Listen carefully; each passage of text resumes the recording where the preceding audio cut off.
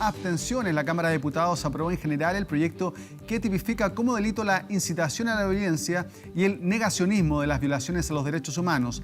La propuesta contempla penas de 61 a 540 días de presidio y multas que van desde las 20 hasta las 40 UTM. Para profundizar en esta iniciativa nos acompaña Tomás Hirsch, diputado del Partido Humanista. ¿Cómo está, diputado? Bienvenido. Hola, ¿qué tal? ¿Cómo está? Buenos días. Bueno, diputado, cuéntenos un poco en qué consiste este proyecto.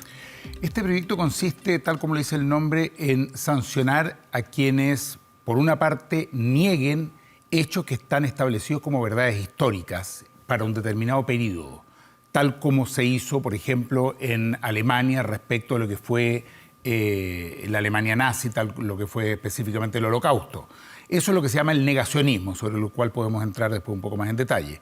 Por otro lado, sanciona la incitación al odio, es decir, declaraciones que motivan o generan o aumentan o acrecientan el odio, y en tercer lugar la incitación a la violencia, específicamente quien llama o promueve o proclama el uso de la violencia como respuesta hacia otras personas o organizaciones, sobre todo. Claro, esto a través esto sanciona a quienes también llaman a la violencia de todo tipo, cualquier persona, sexo, edad, lo que sea. Va a ser sancionada una persona cualquiera que sea que llame a la violencia a través de los medios de comunicación. ¿Cómo va a ser esto? Sí, pero el proyecto está planteado de modo tal que, por otro lado, o sea, por una parte sanciona la incitación a la violencia, al odio, ¿no es cierto?, y el negacionismo, y por otro lado valora, respeta, promueve y mantiene el derecho a la libertad de expresión. Entonces son dos principios que de algún modo lo que se busca es que se complementen adecuadamente. Es decir, no se trata de que se pierda toda libertad de expresión. Toda persona tiene derecho a expresarse libremente, mientras eso no signifique, ¿no es cierto?, el ataque directo por razones de sexo, edad, nacionalidad, etnia, raza, cultura, etcétera, respecto de otra persona u otro grupo humano. Y esa es la limitación que pone, ¿no es cierto?, con esta sanción. Claro, por ejemplo, ¿qué pasa en el caso de una persona que hace un llamado a movilizarse? El llamado es movilizarse, pero finalmente esa movilización termina con destrucción. Claro, ¿qué pasa en ese punto? Porque es bien complejo, correcto. Es bien finito el... Sí, y eso ha generado todo un debate que es muy interesante además como sociedad respecto de cuál es el límite de la libertad de expresión y dónde comienza a haber ya una promoción del odio, de la violencia o de la discriminación. Cuando uno hace un llamado a movilizarse, está haciendo un llamado que está totalmente establecido en la Constitución y las leyes. El derecho a movilizarse está establecido. Es un derecho humano que está establecido en la Constitución. Por lo tanto, cuando se hace ese llamado, de ninguna manera se está haciendo una incitación al odio o a la violencia. Si después se produce alguna situación de ese tipo, bueno, ya es un hecho específico que será denunciado a la justicia, podrá ser eventualmente sancionado o no. Pero no es el tipo de situación a la que se refiere el proyecto de ley. Claro, pero esta persona que llama a esa manifestación no va a ser sancionada, no va a ser multada. No, por supuesto que no. Es decir, se seguirá llamando a las manifestaciones. En lo personal creo que son muy importantes las movilizaciones, las manifestaciones. Todos los que hemos apoyado este proyecto estamos porque la ciudadanía se pueda seguir movilizando, manifestando, expresándose en forma abierta y libre. El tema central en el proyecto, en todo caso, quiero manifestarlo, es el tema del negacionismo. Es desde ahí desde donde se construye este proyecto. Porque el negacionismo implica una situación muy, muy compleja, muy dolorosa. Uno sabe que existen las víctimas de la violación a los derechos humanos, que fueron establecidas en forma fehaciente por organismos, ¿no es cierto?, por estudio, en este caso por lo que fue la Comisión Rettig, la Comisión Wallich, que declara en forma oficial que en determinado periodo se violaron los derechos humanos de determinadas personas o grupos de personas. Eso está establecido como una verdad oficial. Y lo que se plantea con la penalización del negacionismo es que no se puede estar negando aquello que ya fue establecido como una verdad oficial. Y eso es muy importante porque quienes fueron víctimas de la violación a los derechos humanos sufren una segunda victimización cuando eso se niega. Lo tomo con el ejemplo del Holocausto, que es bueno, porque en el Holocausto, ¿no es cierto?, se asesina, se mata a 6 millones de judíos, de polacos, de gitanos, de personas con síndrome de Down, de homosexuales. Es decir, hay una matanza sistemática que produce el régimen nazi. Eso está establecido como una verdad histórica, después se vienen los juicios de Nuremberg y queda establecido. Cuando alguien niega eso, cuando alguien dice, mire, eso no existió, Bueno, eso está penalizado, no solo en Alemania, sino que hoy día en la gran mayoría de los países europeos. Y hay gente que está cumpliendo condenas por haber negado ese hecho. Hay personas, por ejemplo, una señora de 92 años que está ya años en la cárcel producto de negar un hecho tan cruel como ocurrió. Ese es un caso emblemático, pero hay muchas otras situaciones que están establecidas. O cuando alguien, por ejemplo, marcha con la bandera nazi. En Alemania está totalmente prohibida, porque es una incitación al odio. La bandera nazi está asociada con el odio de determinada raza y cultura. Bueno, de algún modo es lo mismo lo que estamos planteando con este proyecto acá. Claro, en primera instancia, respecto a quien incita a la violencia, tiene también penas, tiene sanciones. Por ejemplo, tiene una sanción de presidio menor en su grado mínimo de 61 a 540 días y una multa de 20 a 40 UTM, es decir, de 990.000 a 1.990.000 pesos. Pero en el caso del negacionismo, las multas y las penas son mayores. Sí, ahora en ningún caso termina habiendo pena de cárcel, ¿no? Yo diría que de algún modo este proyecto es más que nada una señal ante la sociedad. Es una señal de que no es gratuito estar negando lo que sucedió en el pasado en nuestro país, en el periodo de la dictadura, que no es gratuito la incitación al odio. Hoy día somos un país que hemos acogido a más de 1 millón de inmigrantes que conviven hoy día en Chile y sabemos que es una situación que no es fácil. Si además están expuestos a situaciones de incitación al odio, como hemos visto, en que se los pretende culpar como chivo expiatorio, ¿no es cierto?, de los problemas que sufren muchos chilenos por falta de trabajo, por salarios bajos, que más bien tienen que ver con un modelo económico que genera este tipo de situaciones, bueno, eso es una incitación al odio respecto de una nacionalidad o una raza o una cultura. Lo mismo que se ha hecho durante tanto tiempo, lamentablemente en Chile, de la descalificación hacia los pueblos originarios. Sabemos que por mucho tiempo alguien que era mapuche o de otra etnia, muchas veces tenía que esconder ese apellido para poder conseguir trabajo, ¿no es cierto?, sobre todo en las grandes ciudades. ¿Por qué ha costado tanto aprobar este proyecto? Porque está desde el año 2017 en la Cámara. Yo me pregunto lo mismo. La verdad es que me pregunto lo mismo. Nosotros, desde que llegamos al Congreso el año pasado, que hemos apoyado este proyecto, creemos que es un proyecto importante. Muchos hablan de la paz, hablan de la reconciliación, pero en la práctica, cuando se promueve un proyecto de este tipo, inmediatamente lo rechazan. Me llamó mucho la atención, o quizás no debería llamarme la atención, el rechazo sistemático de la derecha ayer en la votación de este proyecto. Que el gobierno pusiera trabas también es bastante significativo.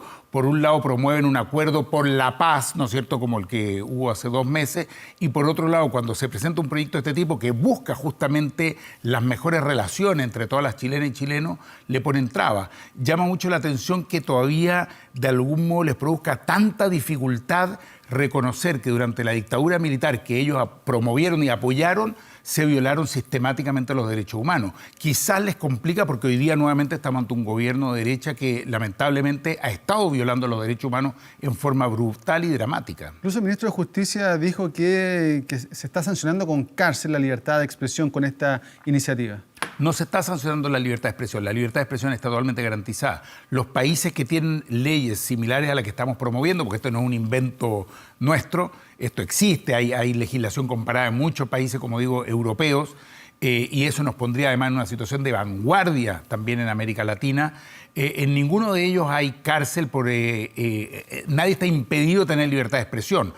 Por el contrario, son países en los cuales hay un periodismo muy libre, muy abierto, la gente se puede expresar, hay organizaciones de distinto tipo que manifiestan sus posturas. Incluso hay grupos ultranacionalistas en Austria, en Dinamarca, en Suecia, etcétera, que plantean posiciones muy críticas respecto a los inmigrantes y lo hacen, aun cuando uno no esté, por supuesto, de acuerdo con eso. Lo hacen, es decir, la libertad de expresión queda totalmente garantizada. Claro, acá también hay sanciones y multas a quienes sean funcionarios públicos y también inciten a la violencia o bien nieguen hechos del pasado. Por supuesto, porque ahí hay una responsabilidad aún mayor. Como funcionario público tiene la responsabilidad de promover la integración, la paz, ¿no es cierto?, la no discriminación. Son cuestiones que están establecidas en distintas leyes y en la misma Constitución.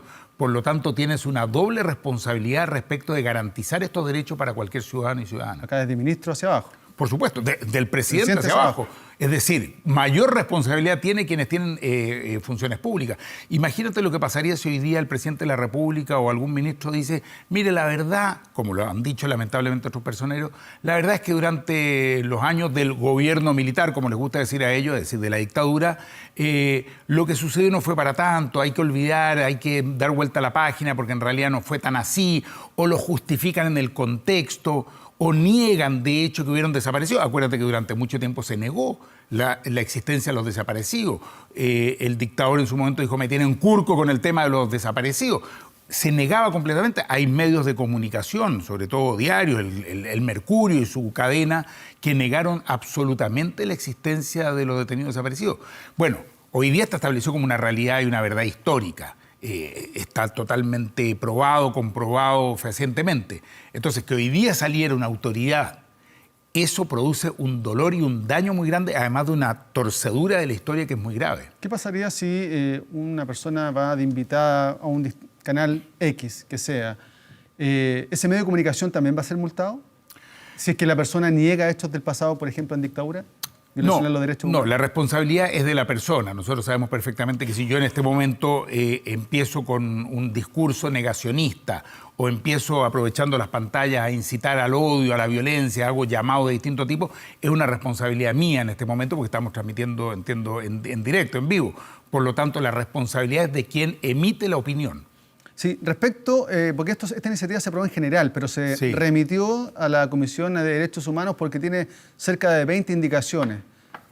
¿Cuáles son esas indicaciones? ¿Qué es lo que hay que mejorar o cambiar para que finalmente se convierta en ley? Bueno, la verdad es que el proyecto no tenía ninguna indicación. Todas estas indicaciones, estas 20 indicaciones, son de un solo diputado, ¿no es cierto?, de Diego Schalper, que sistemáticamente se ha negado a que podamos avanzar con este proyecto. Entonces, con sus indicaciones, como digo, creo que son alrededor de 20, lo que hace es descuartizar el proyecto. Es decir, en cada una de estas indicaciones dice para eliminar el párrafo tanto, para eliminar el inciso tanto, para eliminar no sé qué, y incorpora o pretende incorporar elementos que no tienen nada que ver con el proyecto mismo. Es decir, él dice para sancionar el negacionismo de violación de los derechos humanos en cualquier lugar del mundo.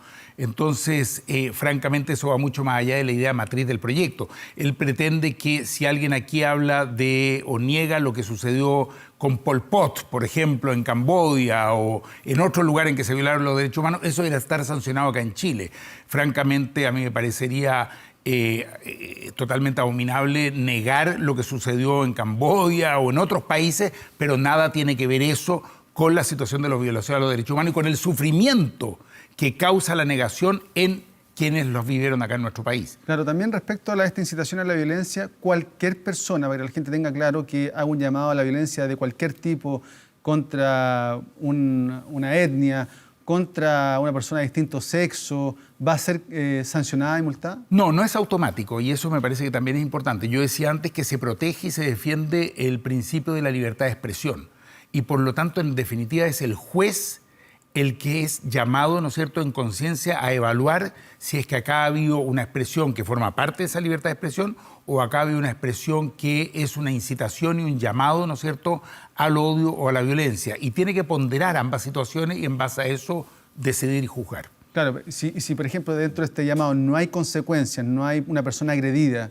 ¿eso se va a desestimar? ¿Esta no va...? No, eso será un elemento que tomará en consideración el juez, pero en definitiva lo que se sanciona acá es el llamado. Si yo utilizo ahora esta cámara para hacer un llamado, ¿no es cierto?, a la violencia contra un determinado grupo, contra una cultura, contra una etnia, contra la diversidad sexual o contra quien sea, contra una religión, por ejemplo, ese llamado que yo hago explícito a la violencia física o económica o racial o social es el que este proyecto busca sancionar. Es decir, lo que se busca con este proyecto es que cada uno se haga responsable efectivamente de sus declaraciones, que no haya una apología a la violencia. Cada uno puede pensar como quiere, cada uno puede tener las ideas que quiere, cada uno en su medio inmediato, por supuesto que puede discutir, conversar, dialogar respecto de los temas que quiere y en la forma que quiera hacerlo. Esto no es un control, un Big Brother que anda controlando a la sociedad de ninguna manera. Por el contrario, nosotros queremos promover la libertad de diálogo y de expresión.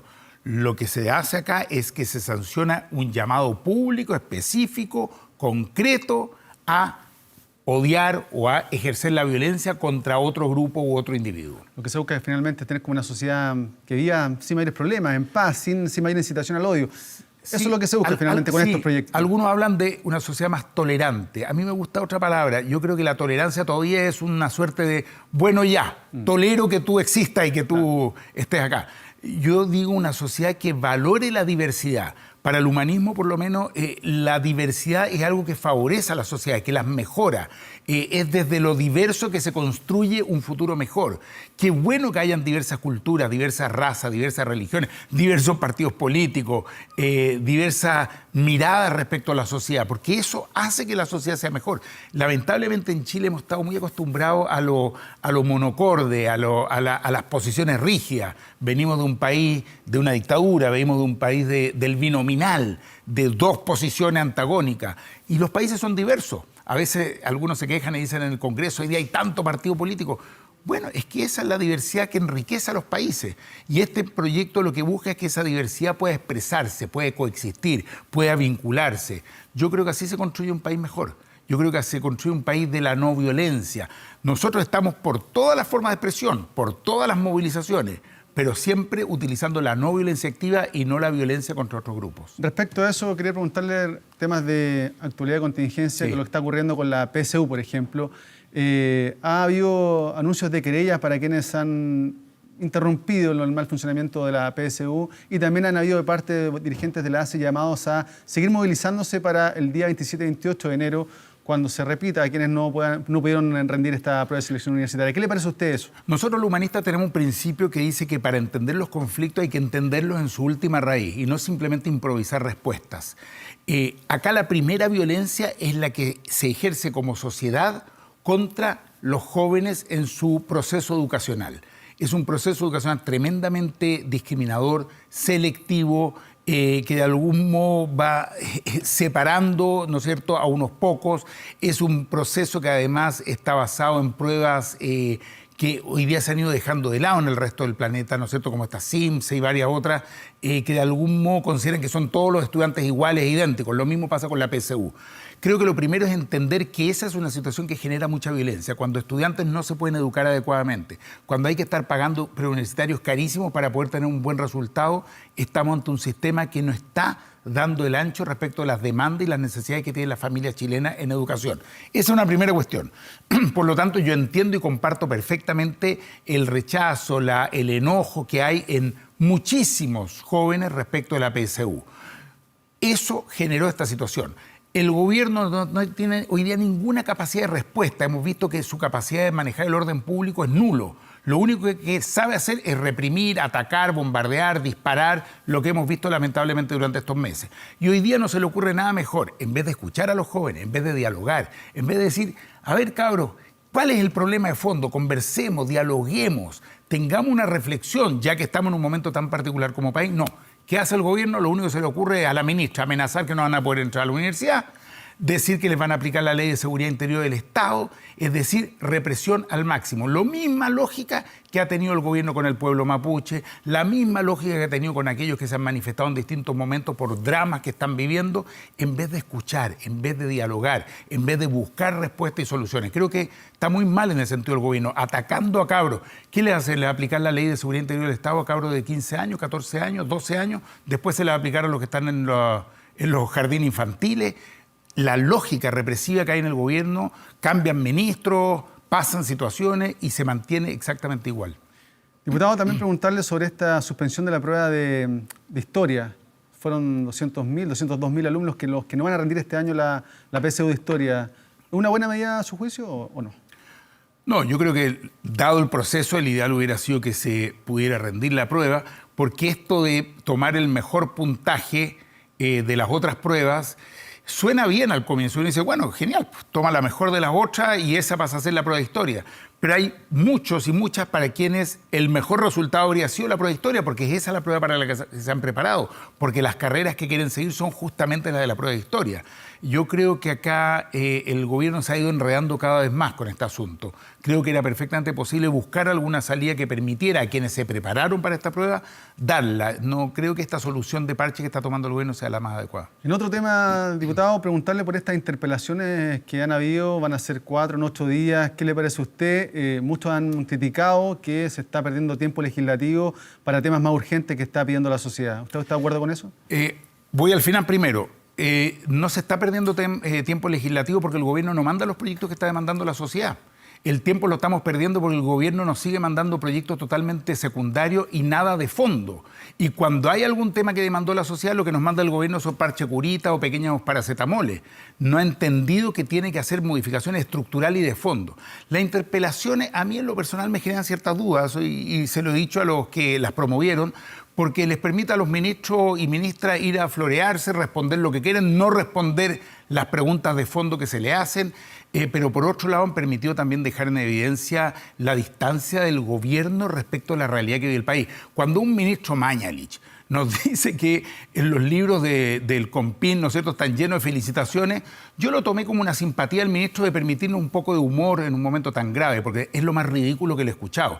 Evidentemente el ministro no tiene la menor idea de lo que está sufriendo y lo que están pasando millones de chilenas y chilenos que tienen que acudir al COMPIN y que se encuentran con demoras, con respuestas inadecuadas, con que les rechazan las licencias, con que les rechazan a veces la necesidad de tener que dejar de trabajar, ¿no es cierto?, por algún tipo de invalidez.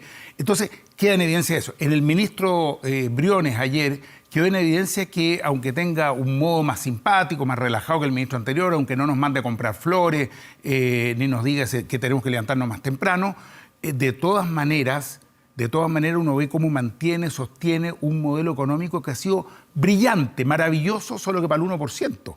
Para esa pequeña minoría que hoy día en Chile tiene exenciones tributarias, tiene un royalty que es bajísimo para los minerales que se lleva, es dueño del agua, apoyado por sus senadores de nuevo, pero que para la gran mayoría le significa un drama, una angustia permanente porque no puede pagar la salud, no puede pagar la educación, tiene una pensión miserable. Entonces uno descubre hasta qué punto esa distancia, cuando tienes un presidente que dice lo peor ya pasó, bueno, te das cuenta que no está entendiendo el drama de millones de chilenos y chilenas, para quienes lo peor no ha pasado, que siguen recibiendo ese sueldo miserable, que siguen con una pensión que no les alcanza para vivir.